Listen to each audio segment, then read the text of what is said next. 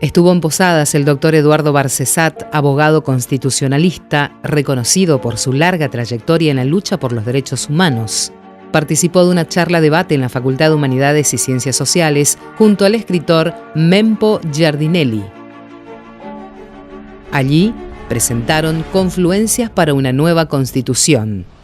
Antes, charló con otro poder y describió el contexto institucional. Primero, una descripción del grado de derrumbe institucional a que nos ha conducido el actual gobierno, que yo diría es paralelo al fracaso del plan económico. Claro que cuando digo fracaso estoy pensando en las mayorías populares y no para el sector de privilegio que obviamente está haciendo día a día pingües negocios en función de esta entrega de la soberanía, en función de este endeudamiento compulsivo y de esta timba financiera que es la esencia del gobierno en su plan económico. Bueno, volviendo a lo institucional. La piedra angular del Estado de Derecho es la división de poderes. Está visto, comprobado, yo diría hasta el hartazgo, de que el Poder Ejecutivo apropia, usurpa, las potestades que son del Congreso de la Nación, prácticamente ha eliminado, y si alguna prueba faltaba para poder corroborar esta afirmación, el veto impuesto de la manera más grosera, porque ni siquiera había concluido el debate sobre poner límites a los incrementos tarifarios para hacerlos proporcionales y razonables, como dijo la Corte Suprema un año antes en un fallo en temática similar. Bueno, ese desborde de decir, ustedes debatan lo que quieran, pero antes de que ustedes me entreguen siquiera el proyecto, pues no había concluido todavía el debate, yo ya firmé el decreto de veto y lo hice publicar al día siguiente en el boletín oficial.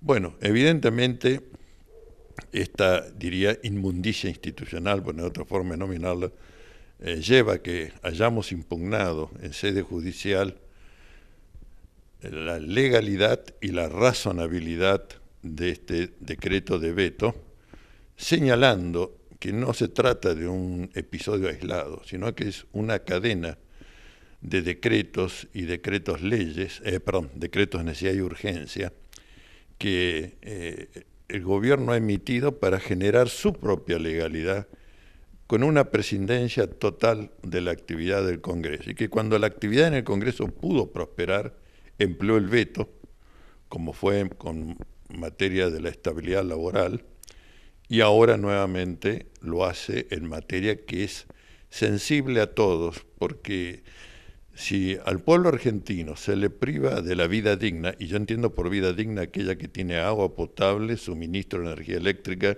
y suministro de gas, estamos afectando la piedra angular de los derechos humanos, ¿no? Una vida en la que no se pueda satisfacer esos servicios públicos, simplemente no porque estemos en ninguna emergencia, tenemos gas, tenemos electricidad, tenemos agua potable para más de los que vivimos acá. Bueno, si esto no se puede proveer a un precio, no digo ya gratuito, pero que tendría que ser prácticamente gratuito, no podría de ninguna manera superar en conjunto los servicios un 10% de los ingresos del núcleo familiar, ¿no? Esto es lo que razonablemente establece la Comisión de Desarrollo Humano de Naciones Unidas. Bueno, esto está impugnado. Y está impugnado fundamentalmente el endeudamiento externo a que nos ha sometido este gobierno, en donde no solamente que se ha renunciado a nuestra soberanía legislativa y jurisdiccional, porque todo conflicto se rige por ley y jurisdicción extranjera, sino que nos hemos comprometido a no discutir ni la tasa de interés, ni pedir recomposición, ni pedir moratoria, nada. Y lo más gravoso, lo que es inédito en la historia institucional argentina, que el Estado ha renunciado a la inmunidad soberana a través de una resolución ministerial, que es una norma inferior, y que no puede contradecir el texto de la Constitución que le confiere al Congreso exclusivamente el contraer empréstito sobre el crédito de la nación. Por esa norma inferior hemos entregado el conjunto de las riquezas y recursos naturales como una especie de hipoteca en garantía de repago de una deuda que hoy aún los economistas que favorecen este sistema entienden que se ha convertido en impagable. Bueno, ahí operó otro acto de putrefacción institucional, que fue quitarle a los gobernadores la posibilidad de percibir, a las provincias, ¿no?, de percibir lo que la Corte estableció en septiembre del 2015, cuando dijo que era inconstitucional la retención del 15% de la coparticipación federal con fines de administración de la solidaridad social, ¿no? No sé si está bien o está mal el fallo, pero es un fallo de la Corte y no hay otra instancia. ¿Qué hizo la presidenta entonces? Dijo, bueno, si ya esto salió para 5 provincias, se me van a venir las otras, va a haber mucho más gastos y costas judiciales, saco un decreto donde digo, paguémosle a todos lo que la Corte ha dicho. Llega el gobierno Macri y anula el decreto firmado por Cristina Fernández de Kirchner, que es decir, anula la sentencia de la Corte Suprema de Justicia de la Nación. Son de este grado de bestialismo, ¿no? Por supuesto, la Corte se quedó callada. Seguramente en otro gobierno habrían sacado una declaración en ejercicio de sus poderes implícitos de que sus fallos son obligatorios y vinculantes, ¿no? Y ahí se hubiera terminado el tema o hubiera habido un conflicto insoluble de poder. Pero la Corte se quedó callada, y a las provincias se les dijo vía decreto simple. ¿Y por qué? Bueno, porque las cacatúas togadas que asesoran a este gobierno dijeron, si hacemos un decreto de necesidad y urgencia, la materia tributaria está expresamente vedada por el texto de la Constitución. Claro, si no se puede hacer por la norma de más jerarquía, menos se va a poder hacer por una norma que es reglamentaria, como son los decretos comunes. Pero por decreto común le dijeron a las provincias, del 15% que te podría corresponder, olvídate. 10 años son, 10 años, sí, son cifras multimillonarias. Fíjense, si las provincias hubieran cobrado esto, estarían, no sé si decir en situación floreciente, pero sin angustias, de eso seguro, y con su plan de obra pública inatacado. Y el 15% venidero te lo voy a pagar en 5 cuotas anuales del 3% cada una, sin ajuste por valor inflacionario alguno, y sin intereses. Es decir, es una defraudación. Entonces después les ofrece, bueno, quieren tener anticipos del Tesoro, quieren tener préstamos con una tasa preferencial, bueno, vamos a concederles eso. Es decir, les priva aquello que la ley les otorga y en lugar de eso les ofrece, con lo que es la plata de las provincias, otorgarles un crédito con intereses y con todas las cláusulas habituales, que la falta de pago, la exigibilidad total, etcétera, etcétera, etcétera. Bueno, para mí es un enigma, ¿no? Digo, es un enigma porque pienso lo siguiente, como no para justificar, sino para explicar. Los vencimientos, muchos de ellos en las provincias, la nómina del personal de la administración pública son mensuales. Los juicios son añares, ¿no? Aun cuando sea repitiendo una doctrina y un tema ya transitado por la Corte Suprema de Justicia. Salvo la provincia de San Luis, el resto de las provincias firma el acuerdo fiscal. Hemos ensayado una, no sé si decir deslegitimación o por lo menos demora de esto, en tanto que el letrado de la provincia de Santa Cruz, diciendo muy bien, la provincia de Santa Cruz lo firmó, pero como la coparticipación federal es un tema que impone la Constitución, que sea acuerdo de la legislación nacional y acuerdo de las 24 legislaturas locales y las 23 provincias, la ciudad autónoma de Buenos Aires, hasta que no se colecten todo eso, este pacto no tiene exigibilidad ni efectividad, no tiene principio de existencia como norma imperativa. Bueno, estamos ahí. Es decir, agradézcanme, señores de las provincias, que les estoy custodiando la dignidad y que puedan cobrar lo que les corresponde cobrar. Barcesat también hizo un análisis del rol de los gobernadores al resignar facultades con la adhesión del pacto fiscal que, según el constitucionalista, afecta seriamente los intereses de las provincias. Hay dos ideas centrales. Una es esa, blindar para lo futuro los derechos de ciudadanía y ampliar los mismos en con un cauce normativo que le dé soporte de legitimidad a las disposiciones que se tomen. Eso para lo futuro. Pero la Asamblea Constituyente que estamos pensando va a tener primero la tarea de desmontar todos los perjuicios económicos e institucionales que ha inferido este gobierno, ¿no? Siempre en el marco de legalidad, es decir, no creándole obligaciones o derechos posteriores, sino haciendo cumplir lo que la Constitución vigente decía al tiempo que el gobierno cometió atropellos económicos e institucionales.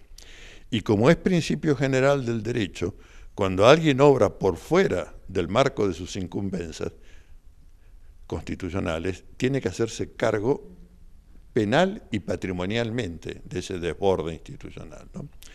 Y esto está consagrado en una de las normas para mí más señeras, más preclaras de la reforma del año 94, que es su artículo 36, deber de obediencia a la supremacía de la Constitución Nacional, que ejemplarmente establece las responsabilidades penales y patrimoniales de quienes usurpen el poder político.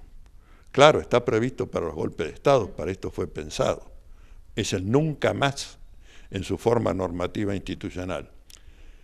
Pero viene el tema que tenemos que interpretar, y no se aplica esto cuando un poder con legitimidad de origen transgrede los límites reglados de sus incumbencias constitucionales para apropiarla de los otros poderes, porque está lo del legislativo que ha apropiado, y está diría yo, sumisión del Poder Judicial, que obedece mandatos porque dice el presidente con todo descaro, necesitamos jueces que nos representen, no a la supremacía de la Constitución, a él, a ese gobierno.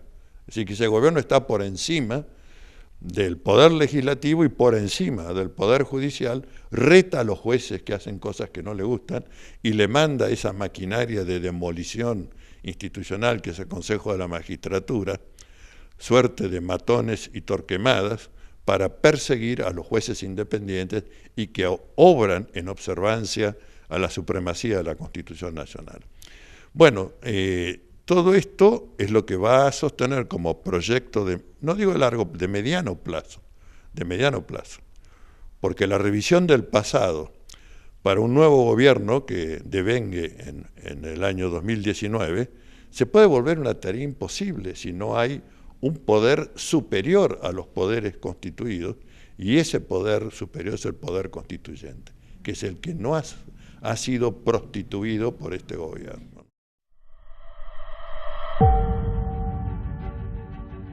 Aprovechamos la presencia del constitucionalista para consultar sobre un proyecto de ley ingresado en la última sesión de la Cámara del diputado Oscar Alarcón para declarar a Misiones pro vida.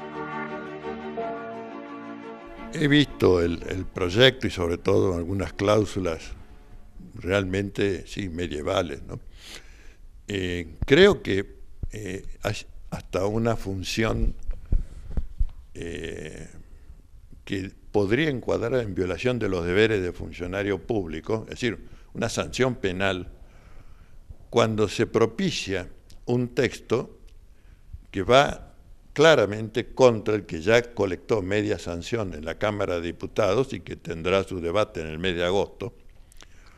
Primero porque el orden jurídico tiene una estructura jerárquica, que es la conjunción en este caso del artículo 31 y el 75, que habla de los tratados internacionales de derechos humanos, que configuran la ley suprema de la nación. Si por lo tanto una ley provincial se votara a sabiendas, porque no es que se trata de una materia donde no hay una normativa y que por lo tanto, o que es un tema que está ajeno de momento al debate público, no, está instalado, movilizado, con media sanción, con fecha fija de debate para comienzo de agosto de este año.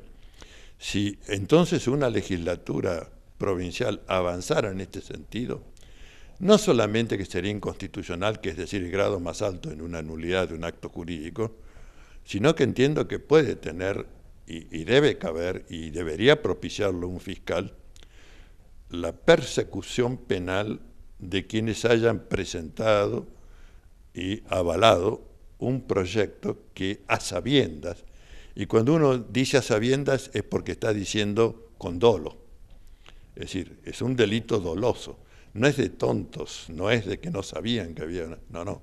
Esto es para cometer un delito sabiendo el resultado dañoso institucional y queriendo el resultado dañoso institucional. De modo que no vacilo en afirmar que va a ser desde ya declarada inconstitucional, debiera propiciar el Ministerio Público Fiscal Provincial la persecución penal de quienes han habilitado este debate absolutamente impropio, y me atrevo a decir también que podría ser una hipótesis de intervención federal. Así que no se los aconsejo para nada. Es un proyecto no pro vida, sino insalubre institucionalmente. Cerramos nuestro programa número 11. Esta vez con un compilado de expertos y académicos ayudándonos a profundizar sobre la actividad parlamentaria. Nos volvemos a encontrar la próxima semana. Muchas gracias.